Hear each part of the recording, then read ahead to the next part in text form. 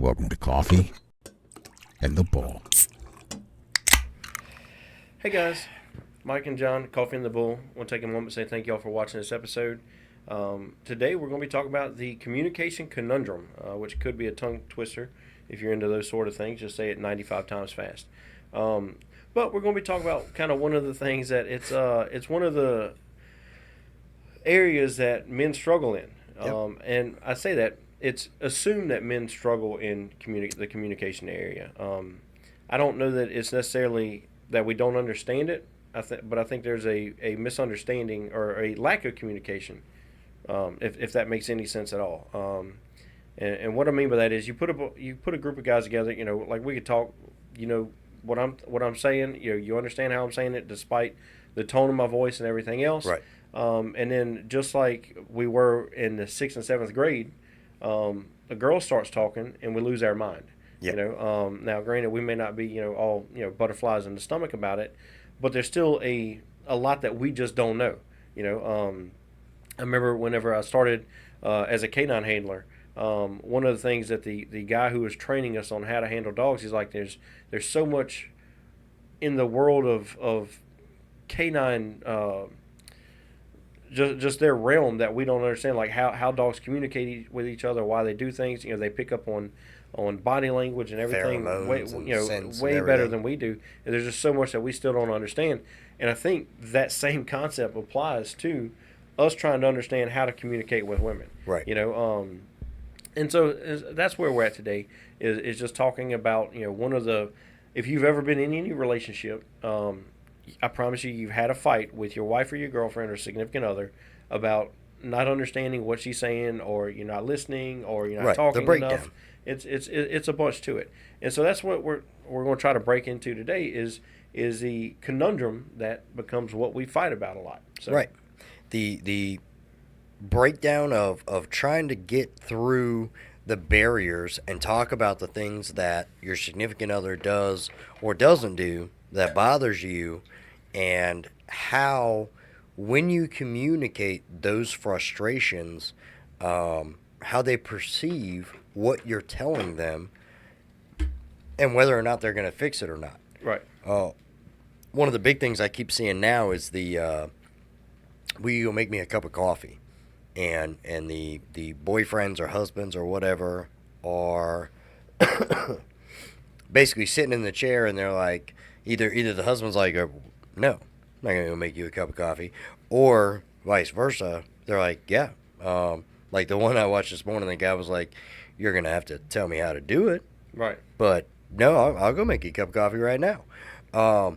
And so it's a communication thing where you can see the difference in the relationships where they've built up that standard of operation, that basic day-to-day, who does what, their roles and everything else. And you can see where there's a give and take, and it's all about how you ask. Mm-hmm. And one of the things I noticed in those two videos where the husbands were like, no, was the lady asking if they'd go make the coffee. She was like, hey, go make me a cup of coffee. And immediately the dude was like, no. Like, I don't like the way you're telling me that. I was going to say, was it the tone, or was it him not knowing how to do it? So for me, listening to the videos, and like I said, it's the difference in not just the tone that they use, but the way that they asked. And so, like, the guy was like, the young lady in the video, you don't see her, but she's like, hey, go make me a cup of coffee. And he's immediately like, no.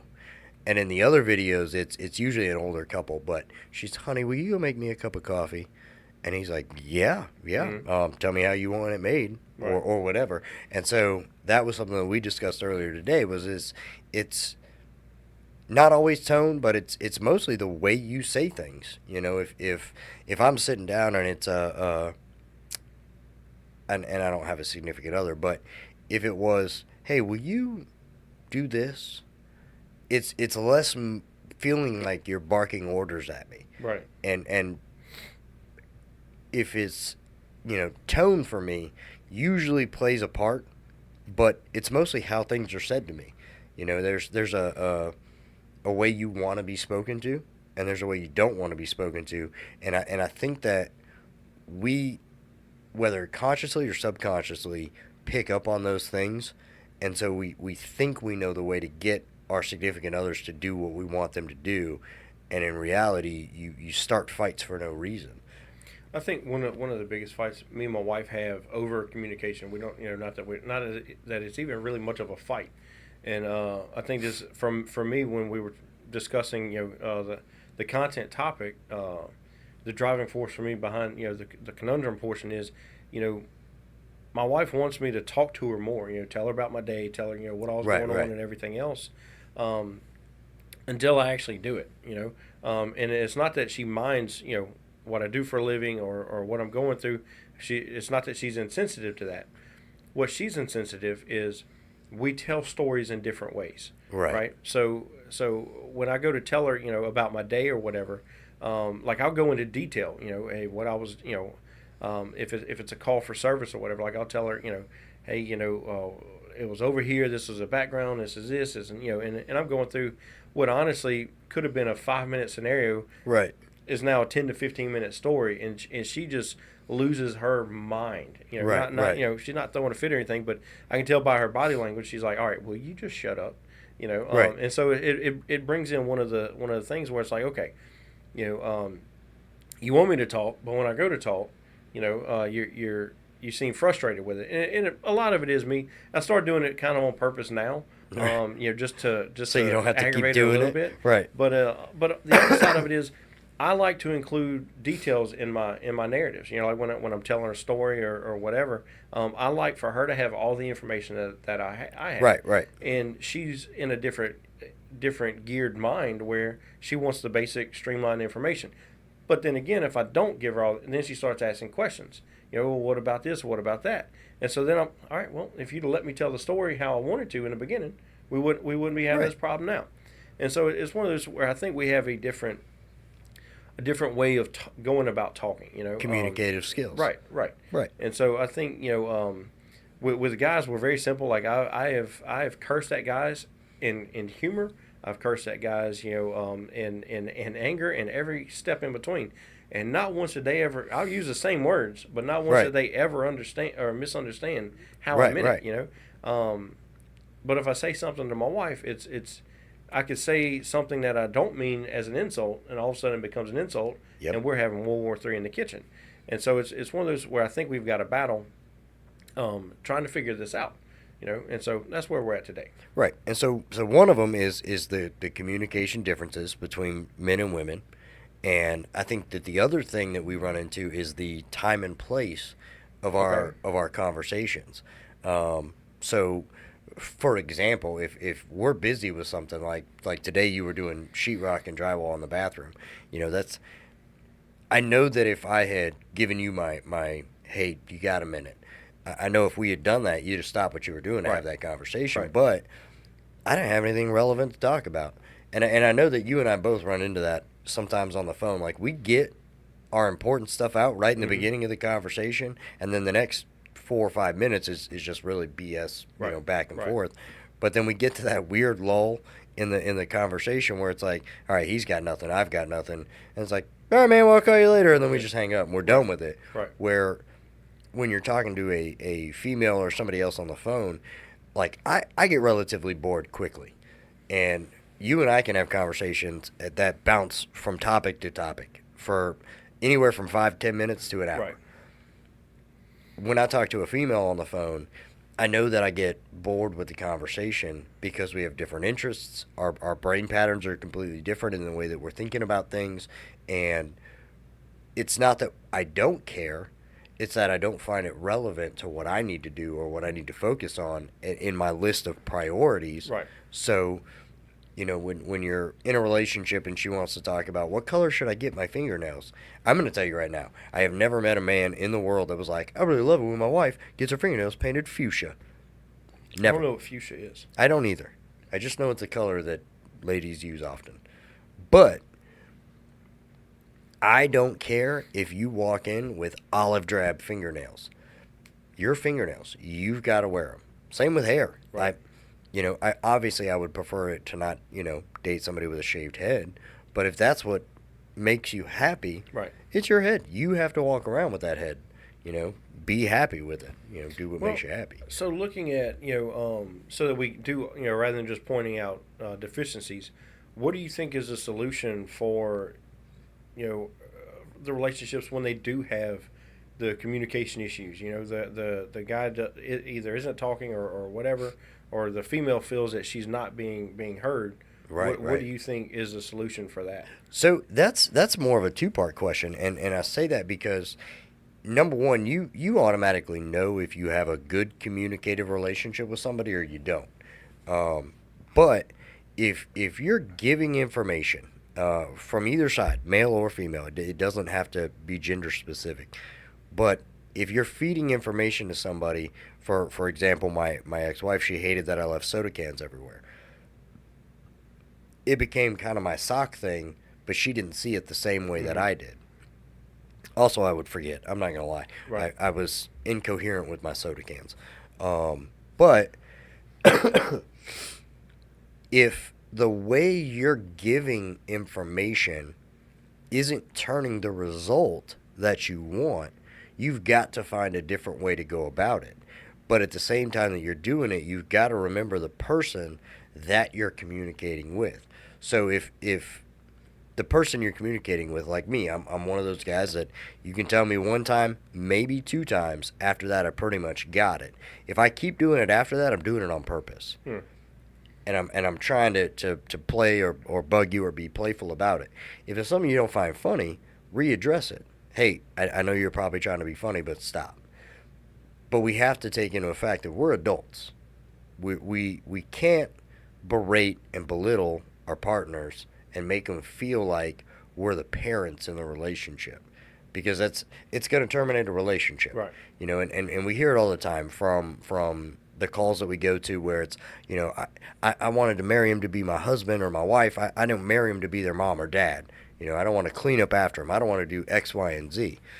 And I think for us, that's a big breakdown as men, because we're very goal oriented. Right. And so when you come in the house and you say, hey, we need to get this fixed in the driveway, the man goes, okay, we need to get that fixed in the driveway. But if you come in the house and you're like, you need to go out here and do this, now you're talking to me like I'm a child, and now I feel some kind of way about it, and I don't want to do that. Right. Like, now immediately I go into child mode, and I want to be defiant. Right. I think my wife does this thing where she'll ask me to do something in the house, and in typical guy fashion, you don't have to ask me twice.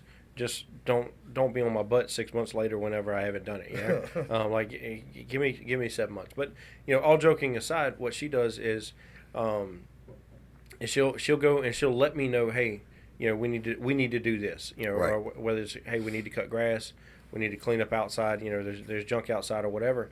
And I have learned over time that when she says we need to, it's going to get done. It's either, and if I don't like the way that she does it, I need to do it myself, because when she finally does go out there and do it, it's going to be done however she wants, and she doesn't, she's not asking for my input at that point. Right. But in the same token, that we've also built, years of communicating with each other. Right. Where I pick up on, you pick up on body language, you pick up on, and everything else. And I think I'm a firm believer of there's a time and a place for every conversation. Yeah. Not every time and every place is a time or place for a conversation. Right. So, for example, like if I'm in the middle of working on my truck, I'm underneath it, busting knuckles, trying to take a part off or something like that. That's probably not the time to come over and talk about changing the drapes in the house. Right. Or hey, we need new mini blinds or something like that. While those could be concerns that carry some importance, that's probably not the time for it. And she's never come up to me and asked me, hey, change the drapes while I'm working on a vehicle. So, but it's one of those things where it's a while it's a facetious example, that's what happens a lot of times. It is, yeah. And it's a two-way street. Before everybody's like, oh yeah, my wife does the same dumb crap. Before anybody does that, the moment your wife gets home and she's unloading groceries. Right. It's probably not the time to bring, or for me, my wife pays all the bills. If she just got done paying the bills, that is never the time for me to bring up, I want a new truck, right, or right. anything like that. Like there's a way of going about it. Right. That's not it, Right. And so I think it's one of the things where you got to start gauging the room and knowing when you can bring something up, Right. and when you can't. I will say right now, when somebody, does not matter if it's a husband or wife or boyfriend or girlfriend, does not matter. The moment they walk in the door from work Mm-hmm. is not the time for any serious conversation. No matter what, even if it was a bad day, Right, Like, right. take a moment and have fun. Right, and the reason I say that is so I was a bad kid. I was not the best kid. I don't know if I you don't can doubt imagine that.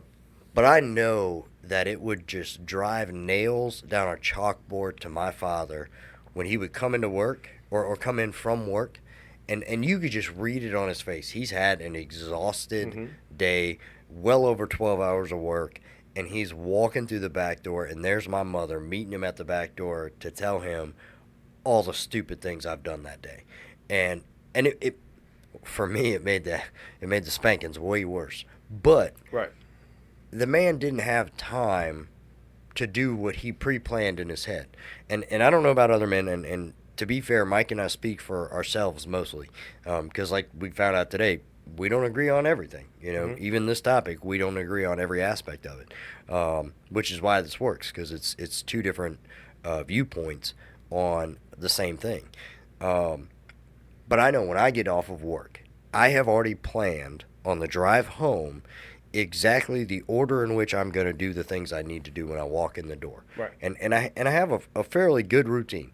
I walk in, the first thing I do is put all my stuff from my Yeah. cooler Then you in go the to fridge. bed. And you Right. stay in the bed.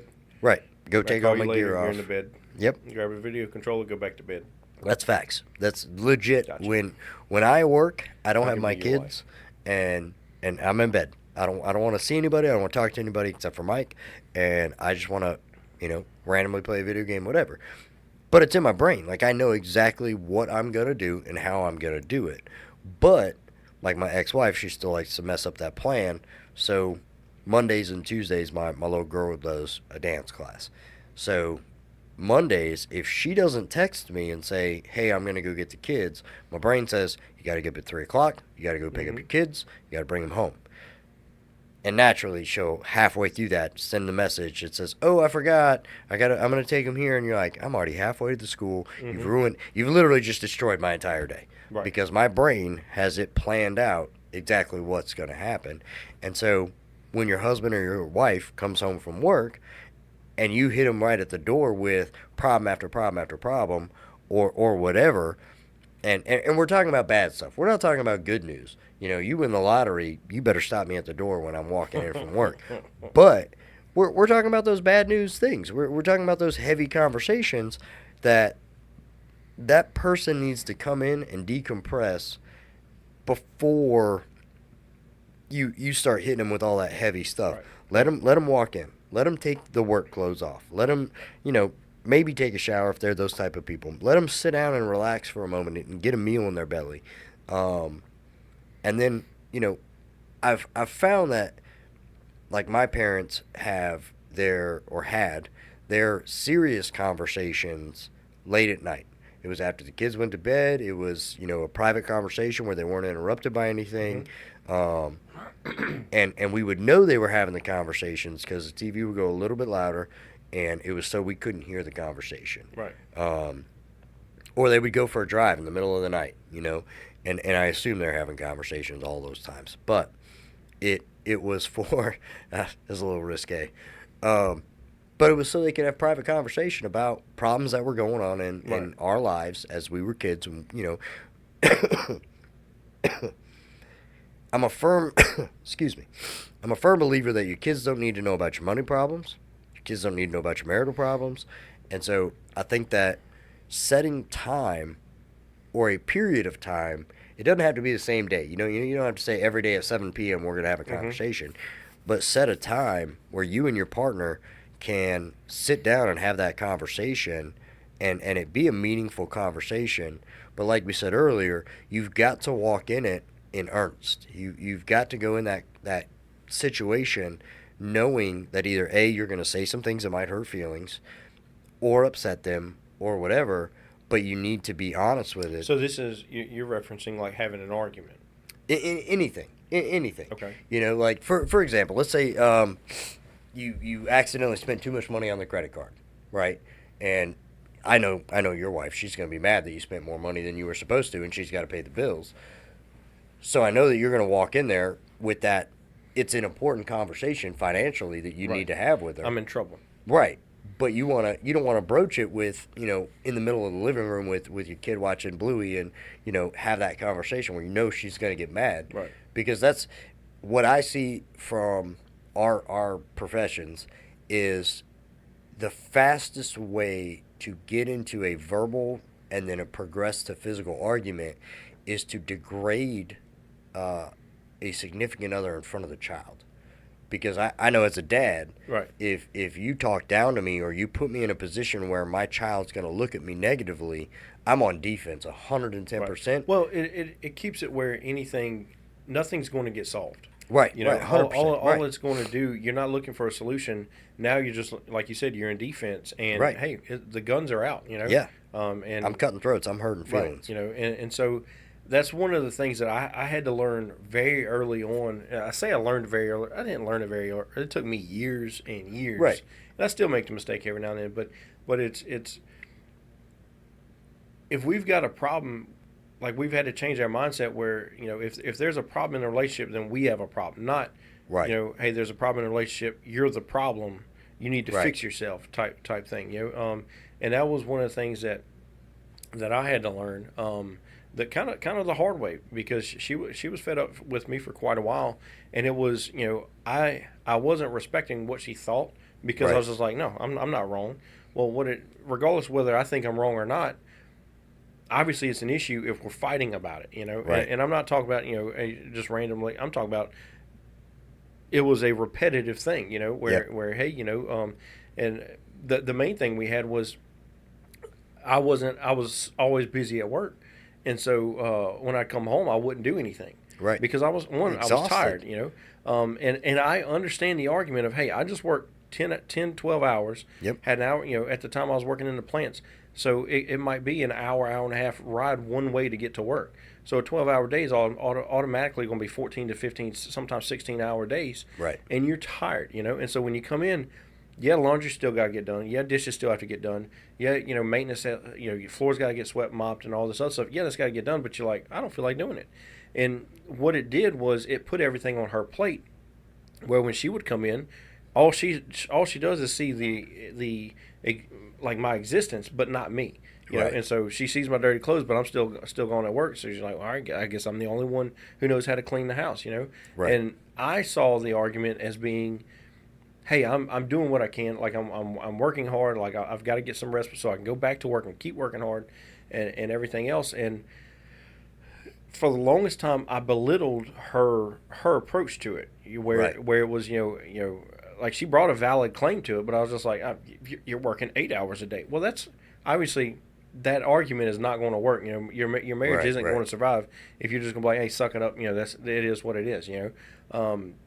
And so we wound up having to realize that, hey, I've got to, despite how I felt about myself and how she brought a valid claim, and if I didn't validate that, then I wasn't going to validate her, and so that became one of the big issues. But we wound up, we worked through it, and had to set up a kind of a plan of, hey, this is what I expect, and all this other stuff, and because I don't learn everything the first time. Right. We had to keep having to, and so that become an argument. I'm constantly telling you this, but we had the argument where she's like, look, I'm not your mom, and she's right, but, and I didn't feel like I was treating her that way, but my actions without communicating had put her in that spot where she felt that way. And so one of the things we learned to do with so that we wouldn't have a massive argument, and it's scientific. Two, it's proven. Like it's at least for me. I find that when all else fails, I just simply go. Well, I'll start the conversation off with, "Promise you won't get mad." And she. Does that work? Sometimes it works. Sometimes it doesn't. I feel like it's still content based. We're still in the beta phase. But I had a conversation with her. One time where I was like, look, promise you won't get mad, and what it was I was looking at changing careers, and and we had a long conversation, and she's like, I don't know why you think I'd be mad at you about it. I'm like, well, when I start the conversation off that way, it puts you in the right mindset to accept information that you may not like or we may have a disagreement over, versus me just throwing it out there and us going into this big fight, or not even a fight, but just a where one of us feels like we're not hurt, you know, Right. and so it kind of sets a playing field for it. And so, you know, what I found was when we start doing that, now she knows what's expected. Hey, this is not just gonna be me, you know, bullshitting and come up with some dumb plan at the house or whatever. This is something that's obviously important, you know.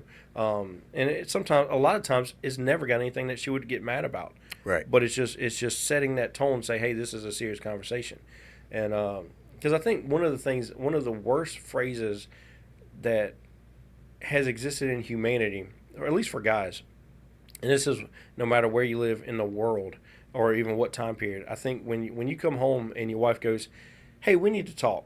Right, because Like, God only knows where that's you going. don't know one you did something wrong. Just let for all you younger guys, when she says that, no matter what you think you did something wrong. Right. And there's not going to be enough money in the house to cover whatever project she's got, or is it going to be something that you thought you were comfortable, now you're not? Like something is going on here. And I think that phrase strikes fear in the heart of a lot of guys, and I think that might be why we don't talk a lot. Right. And I think so there's two things with it, and one of them is you can be 100% right and still be wrong. Okay. And what I mean by that is you could, like your argument with I just work 12, sometimes 16-hour days or whatever, and you're not doing enough. You're right. You're tired, but you still have a responsibility at the house to help her, or vice versa. It doesn't always have to be a man working. And so you could be dead right, but still be dead wrong in that same breath. But the one analogy that I've always hated but had to respect was the aspect of say I'm sorry as a man in a relationship. Mm-hmm. I've always hated it. I've always thought that it was one-sided, and just because you're a woman doesn't mean you're always right. But if you step up to that plate, and even if you're not wrong, argument was valid. You were nail on the head on every single point that you made in that argument. You walked away feeling like you won the argument. You've got to take into account what you've lost in the argument. And the problem is we spend too much time focusing on who's right and who's wrong, who won and who lost, instead of taking the time to go, number one, I am sorry, because I don't want you to feel that I dominate you, or that in any way, shape, or form I'm better than you, I'm smarter than you, or I'm whatever. I want you to feel like your voice is heard. And I feel that if you're in an argument, and I'm not talking about a conversation, I'm talking about an actual argument, the apology at the end of it isn't to say you were wrong. It isn't to say that they were wrong or anything in that regard. You're apologizing for the way that you conducted yourself. Mm-hmm. And you're taking the approach to say, I don't enjoy that. I don't want to have these arguments with you. I don't want to be in these knockdown, drag-out fights with you. Right. And that should be your approach to build that communicative relationship with your significant other, because we're tried and true. History has said men don't communicate. And part of our reasoning for not communicating is that we're afraid it's going to get used against us. We don't tell other men when we're feeling vulnerable. Mm-hmm. We don't tell them when we're not feeling weak, or when we're feeling weak, or we're not feeling strong enough to carry on, because the scrutiny alone is brutal. Right. And I heard somebody say the other day, I think it was on a Theo Vaughn podcast, and it was if anybody ever talked to me the way that I talk to me, I'd have to beat the shit out of that guy. Because you beat yourself up in your brain. We beat ourselves up harder than anybody else. And you and I have probably one of the strongest friendships I've got out of most of my really close friends. Take that, Cody. Yeah. in different retrospects, you know? And so there are still things that I don't feel confident enough to talk to you about. And it's not even anything that I don't think you've gone through. But there are some battles that we've got to struggle through ourselves, and there's some battles that you need a friend. And we have to take solidarity in the fact that you've chosen a partner to be there for the rest of your life. Right. To be that person that you lay with at night, the person that you know, spend money with and raise children with. Why can you not communicate with that person? And I know a lot of guys that are going to be listening to this are going to be like, well, she's going to bring this up 6 months later. Right. Or this is going to come up in court if we ever get divorced or whatever. I think if you actively take the steps now to start breaking down your own walls and realizing that sometimes, and when you took your vows, it's for better or for worse. And relationships are not 50-50. Well, if you remember when you were dating, you know, you would call her every single day, you know. Two, 3 times a day. That's probably on the low end, you know, but you were talking all the time and talking about everything under the sun, whether it be plans or, you know, aspirations for work, what, you know, do you want kids? Do you want dogs? You know, do you not like dogs? Why do you not like dogs? There's the door because you don't like dogs. You know, get out of my house. Right. You know, and so it's you got all kinds of different conversations that took place when you're dating, and then, you know, the guy goes and proposes or whatever, or the girl proposes if you roll that way, and the marriage takes place. Well, prior to the marriage, from the proposal to the marriage, everything gets focused on the wedding. You know, that was the worst time of our relationship. I think was getting ready to get married. You know, and it wasn't. She did not go bridezilla or anything like that. But it was like, I didn't care about what color the napkins were, or whether, you know, people could sign a book saying that they were there. I haven't looked at that book since I got married. I don't even know where that book's at. You know, but somehow we had to have one of those. No. And so it was one of the things where, you know, everything had focused on that, and then you get married, and it's like, okay, it's almost like we get lazy. And I'm talking to guys, you know, you can roll your eyes all you want, you know, as you're driving down the road listening to this. We get lazy once we've won the battle, for lack of a better term. Hey, you wanted to marry her, you know, or you wanted to date her, you start dating her, you wanted to marry her, now you're done. Now you just got to live with her. Well, that's when everything starts falling apart. Right. You know, and that's where I think we got to realize that, hey, not having communication is dangerous. And in this world, or in this sense, it's dangerous for your marriage or your dating relationship if you're not quite there yet. But we understand this aspect everywhere else in society when it comes to communicating. All right. And what I mean by that, there was a point where I was working in a refinery where they were producing ammonia. All right. Or I don't know what the final product was, but I know ammonia was one of the things because I went through an ammonia cloud. But anyway, our supervisor had a massive stutter. All right. And we were in a construction field. You can hate me all you want. You weren't there. We all did it. Yep. Obviously, we made fun of his stutter, right? And then what happened was we noticed the more we'd get him worked up, the worse the stutter would get, right? Where I'm talking about, not to the point, you know, where he just couldn't, you know, it took a minute to say stuff. I'm talking about shutdown type. He couldn't talk, nonverbal type stuff. And so it brought up, you know, it was funny at first, and then we realized, hey, no, this might be an issue where, you know, that we kind of have to knock off, because let's say it's a stressful situation, you know, we're creating stress, he can't talk. What if it's a, you know, issue of fire breaks out or something like that? Right, you know, right. We're inside of a vessel and he's outside. He's the safety guy. If he sees something, he can't talk to us because, you know, we've amplified his stutter. Right. Then, you know, we're creating an issue for ourselves. You know, and you know, we see it with our line of work. You know, whether it be law enforcement or military.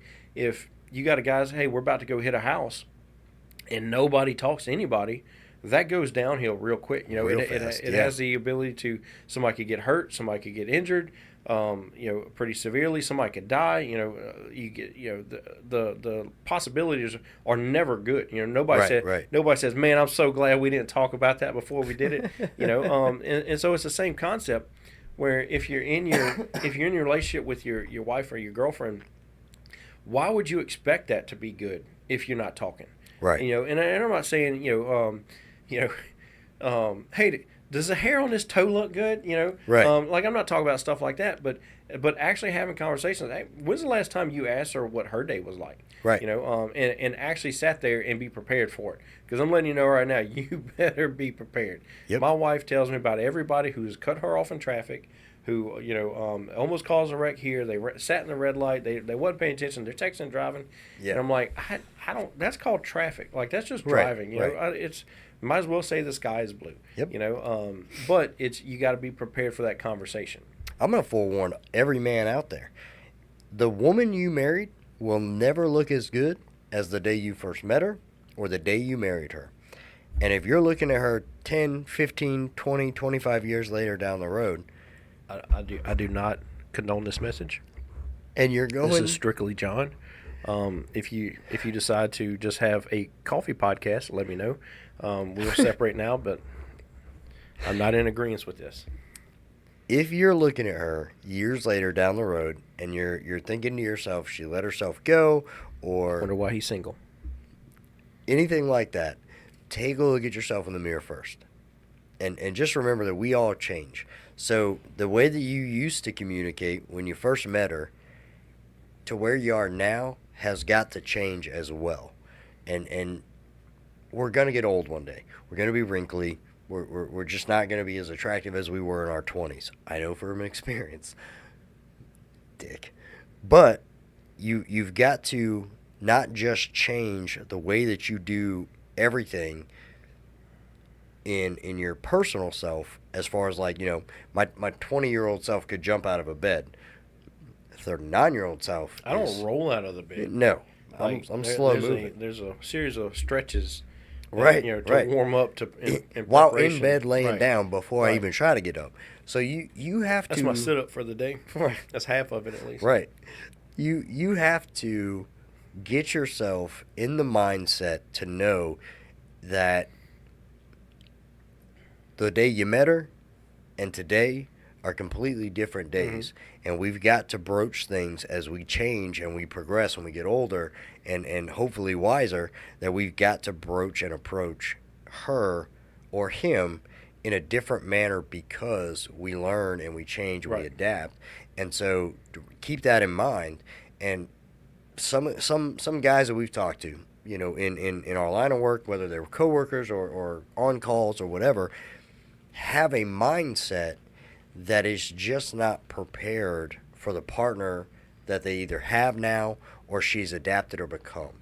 And that's why you have failures in marriages and relationships, because we get stuck. And us men are the worst.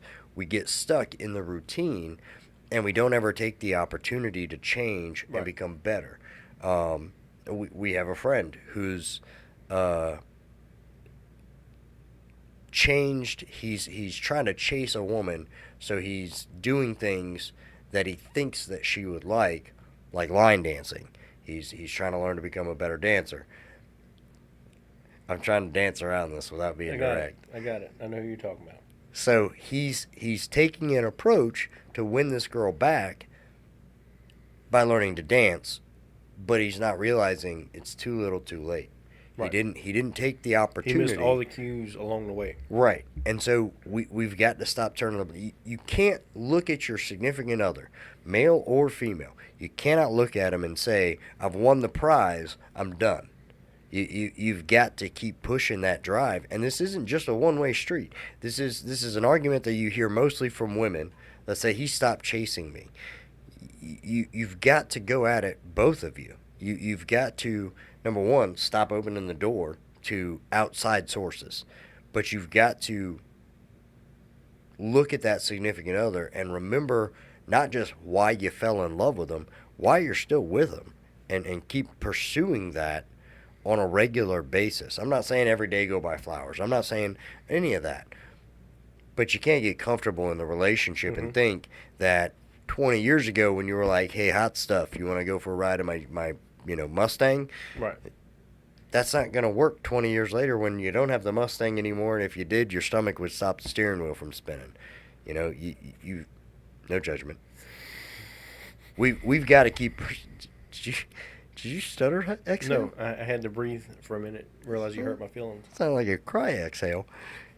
So that's really the kind of the basis, the drive for this is building this communication, because we go to so many different homes that people are in arguments and fights and everything else, and a simple conversation could solve it. Now, granted, not everything, okay?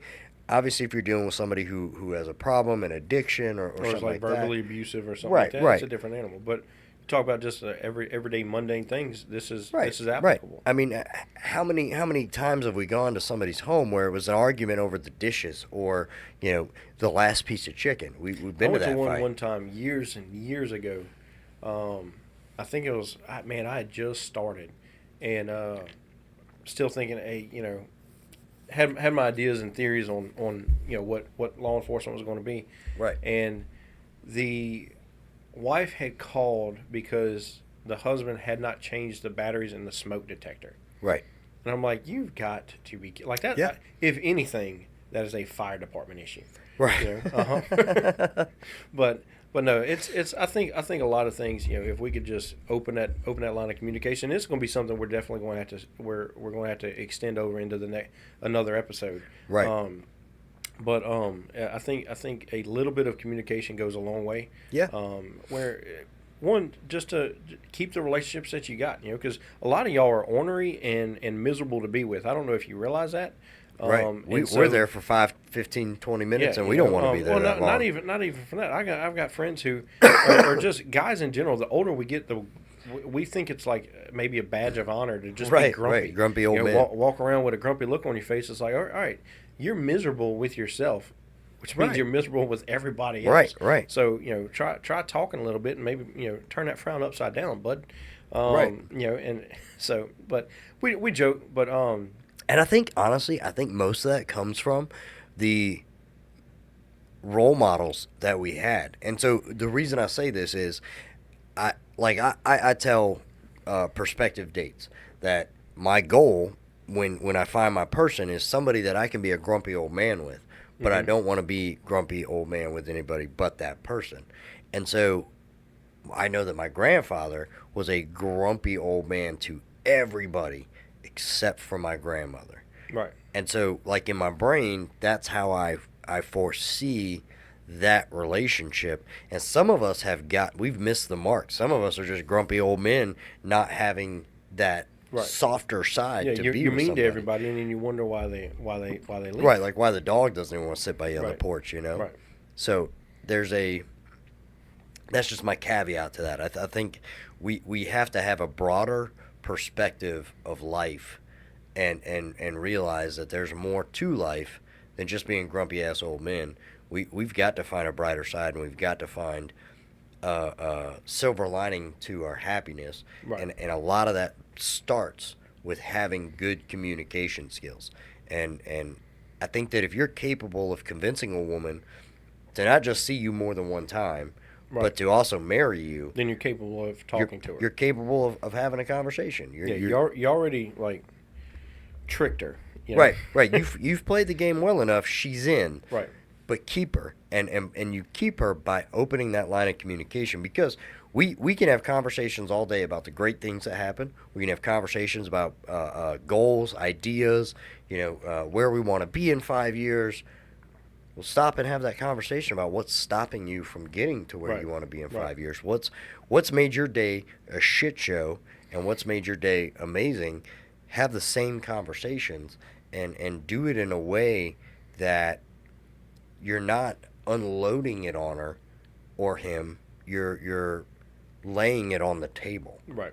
So that everything's out there and they can see what you're dealing with, you can see what they're dealing with, and you guys can pick and choose those battles to handle together. And I think in the long run, if we all took the time to just start with yourself, we all have conversations with ourselves. You know, pregame it. Plan it in your brain how you're going to broach the subject with her. Right. You know, and obviously don't walk in and unload everything. Let the conversation go organically, because sometimes it's a lot on the brain, but you can't take everything weighing on you and put it on her.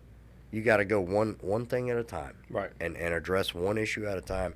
And like I said, if I think if everybody takes a moment to look within themselves and then broach it that way. And to be fair, some of the things that go on in your day-to-day life or your day-to-day relationship, you're going to, you know, hey, I'm uncomfortable with this, or these are some things I see problems with. And they may end your relationship. That's a reality that's out there. But in the long term, from experience, if that's what happens, then that wasn't meant to be. And, Right. and there's somebody out there for everybody. So don't feel like if you walk in and unload the baggage, Yeah. that Way to kill the mood there, John. So guys, we want to say thank y'all for taking a moment and listen to this episode. If you liked it, give us a like, follow, share, subscribe, comment, all those wonderful buttons that you've got that y'all haven't been using. So we see that y'all are watching. We see that y'all are, Right. you know, doing Appreciate all, that. But I need you to hit all them buttons for us, guys. We'd appreciate it. But for now, that's going to wrap us up, guys. If you want to send us an email, we'd like to know what you're going through, what you'd like to hear about. Right now we're doing all the, coming up with all the topics ourselves. If there's a specific topic that you want to hear about, shoot us an email. It's coffeeandthebull@yahoo.com. Yep. We'd really like to hear from you and give us a little bit of help, on setting some of these podcasts up. So, guys, Yep. for now, that's going to end it up, and toodaloo. so stupid.